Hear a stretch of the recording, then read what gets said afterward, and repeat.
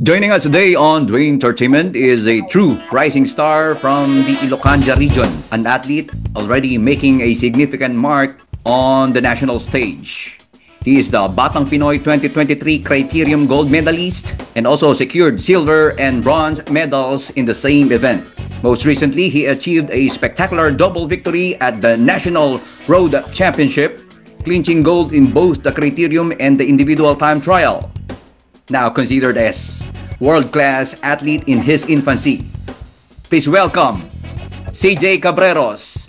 Kumusta naman, CJ Cabreros? Gandang hapon, sir. Okay lang naman po, sir. Okay, dako na tayo dito. Dire-diretso na tayo dito sa katanungan, no? Kumusta naman ang inyong pakikipagtunggali sa nakaraang Asian Youth Games 2025? Okay lang naman po, sir. Madaming natutunan. Ilan taong ka na ngayon, CJ, para sa kaalaman ng iba? 16 po, sir. So 16 years old, ano? Pero nagpakita ka na talaga ng kagalingan pagdating sa pagbibisikleta, ano? At you stand 5 foot and 9 inches, tama ba? Opo, sir. Kailan ka nagsimulang mamisikleta? Kailan mo nakahiligan itong pamimisikleta? 2022, sir. To pandemic po, sir. So pandemic rider ka rin, ano? Sino-sino mga iniidolo mo nun? Kaya siyempre, may may motivation ka nun, no? Kaya ka pumasok sa cycling. Sino mga iniidolo mo nun? Sila Kuya Oranza, sir. Saka yung tito ko, sir. Jimmy Cobrioso. Tapos sila Kuya Jan Ray. Yung mga lahat ng standard, sir. Yung mga Navy. At yung mga mostly naman kasi mga taga-standard, ano, dating continental riders at talagang lumalaban din abroad dyan, ano, at nagiging medalist like itong double bronze medalist nating si Ronald Oranza sa Southeast Asian Games. First time mo bang lumaban sa ibang bansa? Opo, sir. First time po. Anong feeling ng pakikipaglaban sa mga dayuhan? Okay lang naman po, sir. So, medyo kabado lang. Pero nakakasabay naman po, sir. Mas ramdam mo ba ang kalakasan nila? Opo, sir. Ano ang dala mong service bike nga pala, no? Pag dito sa Kingdom of Bahrain. Road bike po, sir. Anong unang event nyo sa Asian Youth Games? Team time trial po, sir. Itong team time trial naging kahit papaano naging controversial ito, ano? Napag-alaman natin na i-check daw 'yan, ano? Yung bisikleta nyo na gagamitin night before. 2 beses daw na-approve 'yan. Pero ano nangyari nung kinaumagahan? Ba't parang nabago yata nagbago yung isip nung mga officials? Sa tingin ko, sir, nagbago siguro yung isip nila, sir. Nagbago yung isip nila, no? Mga ilang ilang teams pa bago kayo pakawala nung sinabing hindi po pwede yung bisikleta mo? Sir, kami po yung unang mapapakawalan sana yun, sir. So running time daw, ano? Umabot about 60 minutes. 16 minutes, sir.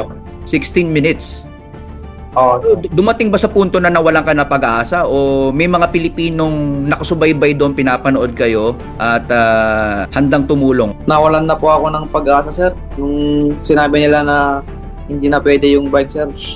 Pag inulit na ipa-bike check, sir, ma-DQ na po kami, sir. So itong disqualification na to, disqualification sa team time trial lang o disqualification sa mga susunod pang laro?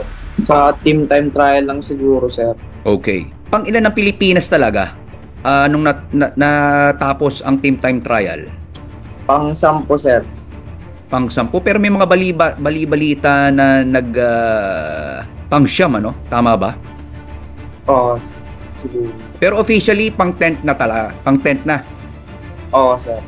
So yung tinatawag na dead last ang Pilipinas. Pero kung hindi daw sa pagka-delay ay maaring pumasok tayo sa anong place ang Pilipinas dito sa team time trial? Bronze siguro, sir. Pag na-con yung time, sir. Hindi nag-running time. Oo nga, kasi talagang kinompute din natin yan, ano? Close to bronze nga tayo, no? If sir. not gold. Sino ang nagpahiram sa inyo na paano kayo in-approach nitong kung sino man dito, no? Si Rafi Kirante ito, no? Paano kayo in-approach ni Mr. Rafi Kirante para ipahiram ang bike? Nung pumunta kami sa Puti, sir, papalitan po sana ng aero bar yung TT bike, sir. Pero nakita namin si Kuya Rafi dun, sir, na pumunta sa amin. Mm-mm. Na May dala pinahiram na. na yung bike na, sir. May dala na. Hiniram yung bike ko. Hindi pwede yung bike niya. Bagsak sa UCI. Bato ng Pilipinas.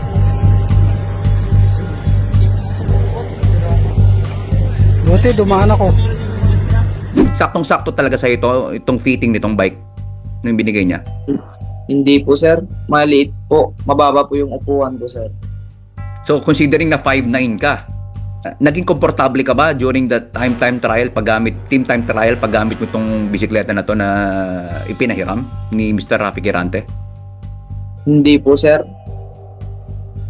So malaki ang nakaapekto. Sino ang nagdala sa team time trial sa inyong tatlo? Given na uncomfortable ka sa bike. Kami ring tatlo, sir. Nag-swapping na lang po kami, sir. Tatlo. Trading turns, ano? Okay. So, by the way, congratulations pa rin, ano, sa, kumbaga, nairaos nyo yan at of course, congratulations sa mga tumulong at nagbigay ng moral support sa ating mga Pilipino. Dako naman tayo sa individual time trial, ano? So, iba na naman itong kinaharap mo dito pagdating sa bike, ano? Oo, sir. Bali, nagamit mo ba yung dala mong bike from Philippines? Nagamit ko, sir. Saan mo siya nagamit? Sa road race, sir. Road race po, sir. Okay. So, ITT, nanghiram ka na naman or pinahiram ka. Sino nagpahiram sa'yo? Si Sir Abner, sir. Okay, si Mr. Abner Linezo, no? Ito yung anong modelo ng bisikleta itong pinahiram sa'yo? Pakilahad nga. Trek concept ata. Speed concept, sir, yung bago ata. Oh, yun yung bago, no? Yung sinatawag na super bike. Magandang opportunity sa ito para ma-adjust mo magamit kasi 2 days before yata or 3 days before the individual time trial ay nasa iyo na yung bike, tama ba? Isang araw ko lang nagamit, sir. Isang araw mo lang, mga ilang kilometro mo nagamit itong time trial bike ni Mr. Abner Linezo? 30 km, sir. 1 hour lang. Sa paghahawak mo ng mga bagong bisikletang ganito, ano, mga ilang kilometro mo siya nagagamay? Matagal, sir. Matagal din. Madaming adjustment, sir. Pero do you think 30 kilometers na ginamit mo is enough para magamay mo tong bike ni Mr. Abner Linezo na pinahiram sa'yo? Parang hindi pa, sir. Hindi ko siya masadong gamay, sir. Iyan ang sinasabi natin, ano? Pero still, ikaw ay naging pang-sampo dito sa individual time trial. Tama ba tayo, CJ? Opo, sir. So, if I'm not mistaken, you are behind by more than a minute lang dito sa gold medalist, ano? Opo, At sir. you size them up na talagang given the mga nakaharap mong mga problema, no, yung debacle na kinaharap mo pagdating dito sa pakikipaglahok abroad, first time mo, hindi ka man lang familiar din sa weather, and at the same time ang kalaban mo dyan yung mga crosswinds, headwinds, tama ba? Opo, sir. Masyado bang mainit para sa ganyang klaseng competition compare dito sa Pilipinas? Mainit po, sir. Talagang manghihina ka. Oo, sir. Saka yung hangin, sir, malakas. Okay. Hindi ba maramdam mo ang mga buhangin na pag humahangin? Ramdam po, sir. Oo, kasi mas Sige ano po. dyan eh. Oo. May tinatawag na minsan may sunstorm, ano? Yung 10th ranking mo, no? Sa tingin mo ay mas mapapataas mo pa yung ranking mo the next time na magkaroon pang ganito mga competition abroad? Nalalahukan mo? Opo, sir. May tataas po din siguro, sir. Mag-prepare po ng maayos, sir. At I think siguro sa mindset mo, no? Alam mo na ngayon kung paano doblehin ang pag-ensayo pa dito sa Pilipinas, ano? Para in case karoon ka ng laro abroad ay mapaghahandaan mo na. Tama ba? Opo, sir. Okay, dako tayo sa road race. So dito sa road race, nakita natin na nangunguna itong si CJ or si Carl Lawrence Espinosa, no? Sa around lap 3. Tapos parang chaser pa kayo ni other teammate mo, tama ba? Opo, sir. Kumusta? Ano nangyari kay Carl Lawrence Espinosa? Bakit parang Nawala na siya sa grupo, sa breakaway. Nag-cramps po ata siya, sir. Nag-cramps. Pero within a striking distance lang kayo kay ano, no? Tama ba? Within a touching distance, malapit lang kayo, natatanaw nyo na si Carl Lawrence Espinosa no mga panahon na yun, no? Dito sa second group, tama ba? Oo, sir. Saan siya bandang lap na hit the wall or napagod? Sabihin na natin nag-cramps. Anong lap? Particular lap? Sa pangatlo na yun, sir. Sa pag U-turn po namin, sir, nadikitan na po namin yung breakaway, sir. Ayun na yun, ano? Yung the time na that's about 1 hour and 16 minutes into the competition. Parang yun na yata yun, ano, no? Mga Yung sa malakas na hangin, sir. pagpasok ng lap 3, tama ba? Saka medyo nakaabang na kayo, no? Tama ba? So, nakikita nyo na ni Joel Hamid itong si Carl Lawrence Espinosa na medyo nanghihina na, no? At may nararamdaman na kaya ikaw na nag-take over. Oh, hindi pa namin siya tanaw dun, sir. Hindi pa ba tanaw? Hindi pa ba talagang malayo sila? Malayo sila, sir. So malayo talaga itong nung lap 3, malayo. Oo, sir. Yung lap 4, sir, dun na kami dun, sir. Okay. So lap 3 medyo malayo pa sila. Oo, sir. So Malayo ito po. ngayon na yung 1 hour and about 20 minutes into the competition, no, nakikita na natin na talagang within a striking distance itong grupo nyo ni Joel Hamid na second group.